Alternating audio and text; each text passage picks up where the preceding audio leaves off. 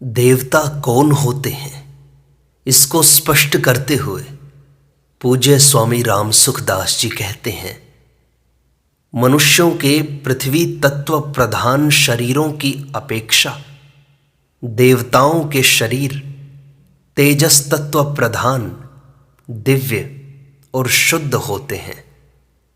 मनुष्यों के शरीरों से मल मूत्र पसीना आदि पैदा होते हैं, अतः जैसे हम लोगों को मैले से भरे हुए सूअर से गंध आती है, ऐसे ही देवताओं को हमारे मनुष्यों के शरीरों से दुर्गंध आती है। देवताओं के शरीरों से सुगंध आती है। उनके शरीरों की छाया नहीं पड़ती, उनकी पलकें नहीं गिरती। वे एक क्षण में बहुत दूर जा सकते हैं और जहाँ चाहें वहाँ जा सकते हैं। इस दिव्यता के कारण ही उनको देवता कहते हैं। 12 आदित्य, 8 वसु, 11 रुद्र और 2 अश्विनी कुमार, ये 33 कौटी 33 प्रकार के देवता संपूर्ण देवताओं में मुख्य माने जाते हैं। इनके सिवाय मरुदगण, गंधर्व, अप्सराएं आदि भी देवलोकवासी होने से देवता कहलाते हैं। देवता 3 तरह के होते हैं। पहले आजान देवता, जो महासर्ग से महाप्रलय तक देवलोक में रहते हैं, वे आजान देवता कहलाते हैं। ये देवलोक के बड़े अधिकारी होते हैं।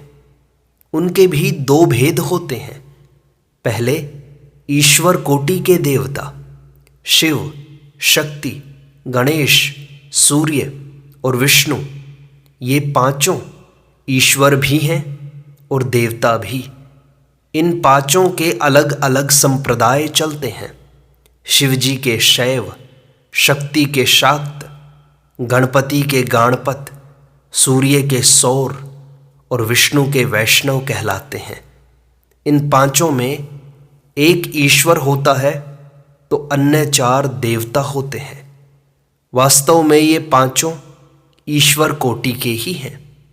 दूसरे साधारण देवता इंद्र, वरुण, मरुत, रुद्र, आदित्य, वसु आदि, ये सब आजान देवता में ही साधारण देवता हैं।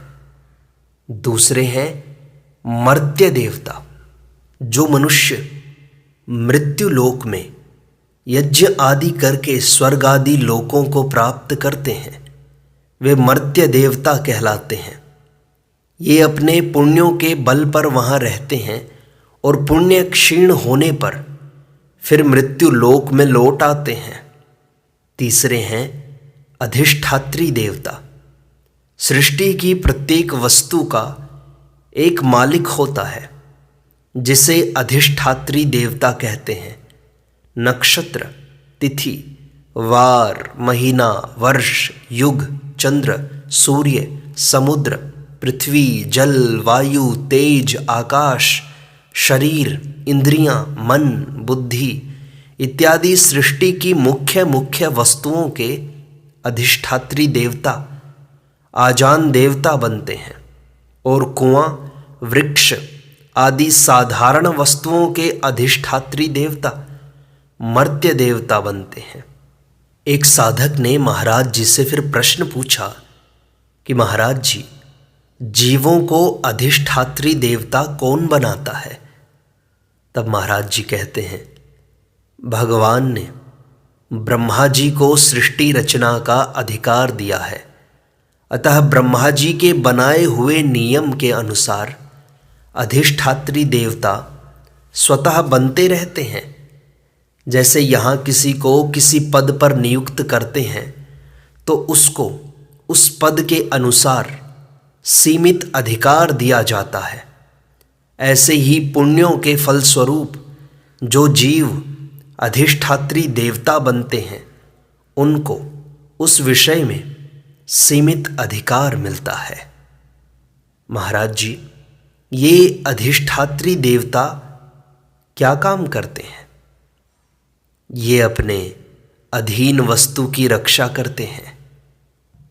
जैसे कुएं का भी अधिष्ठात्री देवता होता है, यदि कुआं चलाने से पहले उसके अधिष्ठात्री देवता का पूजन किया जाए, उसको प्रणाम किया जाए अथवा उसका नाम लिया जाए, तो वह कुएं की विशेष रक्षा करता है। कुएं के कारण कोई नुकसान नहीं होने देता। ऐसे ही वृक्ष आदि का भी अधिष्ठात्री देवता होता है। रात्रि में किसी वृक्ष के नीचे रहना पड़े तो उसके अधिष्ठात्री देवता से प्रार्थना करें कि हे वृक्ष देवता, मैं आपकी शरण में हूँ, आप मेरी रक्षा करें, तो रात्रि में रक्षा होती है। जंगल में शौच जाना हो तो वहाँ उत्तम भूमि मध्यम काया, उठो देव मैं जंगल आया, ऐसा बोलकर शौच जाना चाहिए। नहीं तो वहाँ रहने वाले देवता तथा भूत प्रेत कुपित होकर हमारा अनिष्ट कर सकते हैं। वर्तमान में अधिष्ठात्री देवताओं का पूजन उठ जाने से जगह जगह तरह तरह के उपद्रव हो रहे हैं। साधक ने पूछा, महाराज जी, भूत प्रेत पिशाच आदि को भी देवयोनि क्यों कहा गया है? महाराज जी कहते हैं, हम लोगों के शरीरों की अपेक्षा उनका शरीर दिव्य होने से उनको भी देवयोनि कहा गया है। उनका शरीर वायु तत्व प्रधान होता है। जैसे वायु कहीं भी नहीं अटकती, ऐसे ही उनका शरीर कहीं भी नहीं अटकता। उनके शरीर में वायु से भी अधिक विलक्षणता होती है। घर के किवाड़ बंद करने पर वायु तो भीतर नहीं आती, पर भूत प्रेत भीतर आ सकते हैं। तात्पर्य है कि पृथ्वी तत्व प्रधान मनुष्य शरीर की अपेक्षा ही भूत प्रेत आदि को देवयोनि कहा गया है। महाराज जी, माता पिता आदि को देवता क्यों कहा गया है? जैसे मातृ देवो भव इत्यादि। मातृ देवो भव इत्यादि में देव नाम परमात्मा का है। अतः माता पिता आदि को साक्षात ईश्वर मानकर निष्काम भाव से उनका पूजन करने से परमात्मा की प्राप्ति हो जाती है। महाराज जी, देवताओं को कौन से रोग होते हैं जिनका इलाज अश्विनी कुमार करते हैं? हमारे शरीर में जैसे व्याधि होती है वैसे रोग देवताओं को नहीं होते। देवताओं को चिंता, भय, ईर्ष्या, जलन इत्यादि मानसिक रोग, जिसे आधि कहते हैं, वे होती हैं और उन्हीं का इलाज अश्विनी कुमार करते हैं। महाराज जी, देवता और भगवान के शरीर में क्या अंतर है? देवताओं का शरीर भौतिक और भगवान का अवतारी शरीर चिन्मय होता है। भगवान का शरीर सच्चिदानंदमय नित्य रहने वाला, अलौकिक और अत्यंत दिव्य होता है। अतः देवता भी भगवान को देखने के लिए लालायित रहते हैं।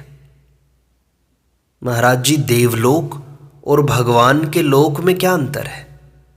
देवलोक क्षय होने वाला, अवधि वाला और कर्म साध्य है, परंतु भगवान का लोक अक्षय, अवधि रहित और भगवत कृपा साध्य है। महाराज जी, मनुष्य स्वर्ग पाने की ओर, देवता मर्त्य लोक में मनुष्य जन्म पाने की ओर अभिलाषा क्यों करते हैं? मनुष्य सुख भोग के लिए ही स्वर्ग लोक की इच्छा करते हैं। मनुष्य शरीर से सब अधिकार प्राप्त होते हैं। स्वर्ग और मोक्ष भी मनुष्य शरीर से ही प्राप्त हो सकते हैं। देवता भोग योनि है, वे नया कर्म नहीं कर सकते। अतः वे नया कर्म करके ऊंचा उठने के लिए मर्त्य लोक में मनुष्य जन्म चाहते हैं। जैसे राजस्थान के लोग धन कमाने के लिए दूसरे नगरों में तथा विदेश में जाते हैं, ऐसे ही देवता ऊंचा पद प्राप्त करने के लिए मृत्यु लोक में आना चाहते हैं। महाराज जी, तो ये मनुष्य जन्म देवताओं को भी दुर्लभ क्यों है? मनुष्य शरीर में नए कर्म करने का, नई उन्नति करने का अधिकार है। इसमें मुक्ति, ज्ञान, वैराग्य, भक्ति आदि सब कुछ प्राप्त किया जा सकता है। परंतु देवता भोग परायण रहते हैं और केवल पुण्य कर्मों का फल भोगते हैं। उनको नए कर्म करने का अधिकार नहीं है। अतः मनुष्य शरीर देवताओं को भी दुर्लभ है। महाराज जी, भगवान के दर्शन करने पर भी देवता मुक्त क्यों नहीं होते? मुक्ति भाव के अधीन है, क्रिया के अधीन नहीं है। देवता केवल भोग भोगने के लिए स्वर्ग आदि लोकों में गए हैं। अतः भोग परायणता के कारण उनमें मुक्ति की इच्छा नहीं होती। इसके सिवा देवलोक में मुक्ति का अधिकार भी नहीं है। भगवान के दो रूप होते हैं, सच्चिदानंदमय रूप और देव रूप। प्रत्येक ब्रह्मांड के जो अलग अलग ब्रह्मा, विष्णु और महेश होते हैं, वह भगवान का देव रूप है। और जो सबका मालिक, सर्वोपरि परब्रह्म परमात्मा है, वह भगवान का सच्चिदानंदमय रूप है। इस सच्चिदानंदमय रूप को ही शास्त्रों में महाविष्णु आदि नामों से कहा गया है। भगवान को भक्ति के वश में होकर भक्तों के सामने तो सच्चिदानंदमय रूप से प्रकट होना पड़ता है, पर देवताओं के सामने वे देव रूप से ही प्रकट होते हैं। कारण कि देवता केवल अपनी रक्षा के लिए ही भगवान को पुकारते हैं, मुक्त होने के लिए नहीं। मनु और शतरूपा तप कर रहे थे तो ब्रह्मांड के ब्रह्मा, विष्णु और महेश कई बार उनके पास आए, पर उन्होंने अपना तप नहीं छोड़ा। अंत में जब परब्रह्म परमात्मा उनके पास आए, तब उन्होंने अपना तप छोड़ा और उनसे वरदान मांगा। वास्तव में भगवान का सच्चिदानंदमय रूप और देव रूप दोनों एक ही हैं। मनु और शतरूपा भगवान के सच्चिदानंदमय रूप को देखना चाहते थे, इसलिए भगवान उनके सामने उसी रूप से आए। अन्यथा ब्रह्मांड के विष्णु तथा महाविष्णु में कोई भेद नहीं है। अवतार के समय भी भगवान सबको सच्चिदानंदमय रूप से अर्थात भगवत स्वरूप से नहीं दिखाई देते। नाहम प्रकाशः सर्वस्य योग माया समावृतः। अर्जुन को भगवान जैसे दिखाई देते थे, वैसे दुर्योधन को नहीं देते थे। परशुराम को भगवान राम पहले राजकुमार के रूप में दिखाई देते थे, पीछे भगवत स्वरूप से दिखाई देने लगे। तात्पर्य है कि भगवान एक होते हुए भी दूसरे के भाव के अनुसार अलग अलग रूप से प्रकट होते हैं। महाराज जी, भक्तों के सामने भगवान किस रूप से आते हैं? सामान्य भक्त, आर्त, जिज्ञासु, अर्थार्थी इत्यादि के सामने भगवान देव रूप से आते हैं, और विशेष भक्ति, अनन्य भाव वाले भक्त के सामने भगवान सच्चिदानंदमय रूप से आते हैं।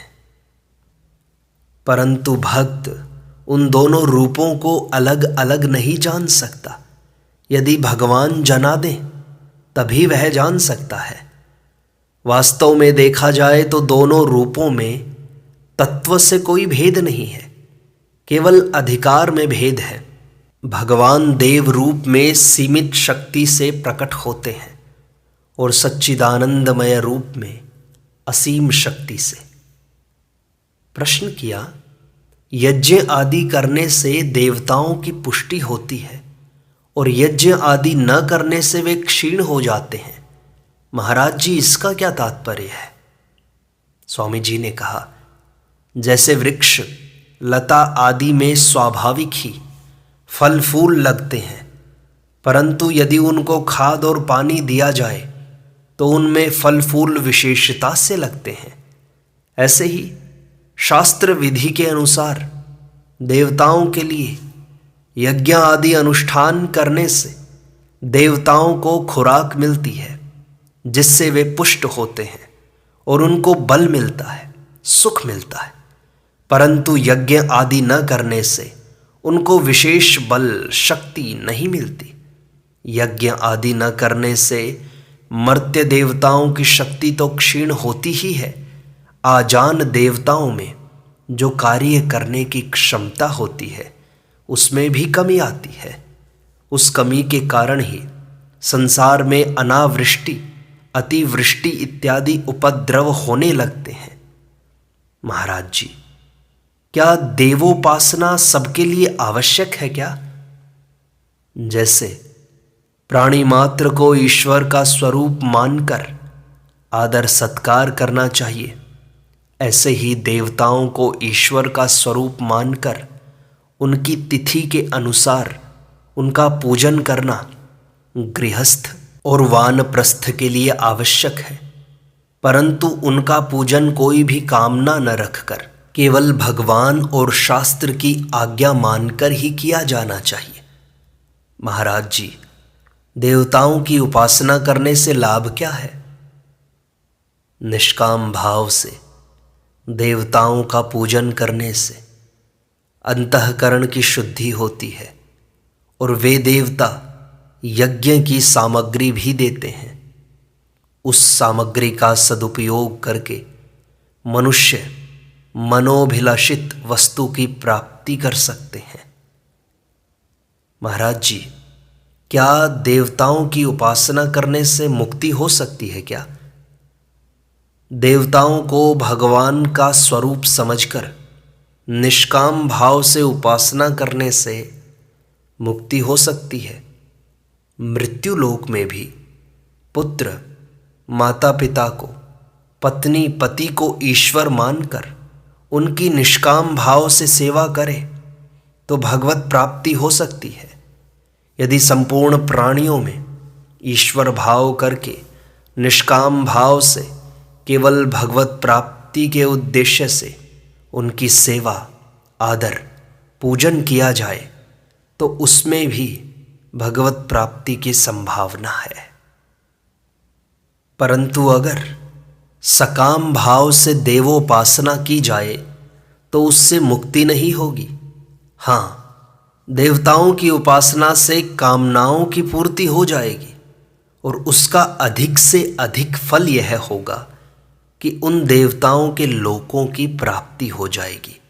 यान्ति देवव्रता देवान, उन लोकों की प्राप्ति तो हो जाएगी, पर मुक्ति तो निष्काम भाव से उपासना करने से ही होगी। इस बात का सदैव ध्यान रखें।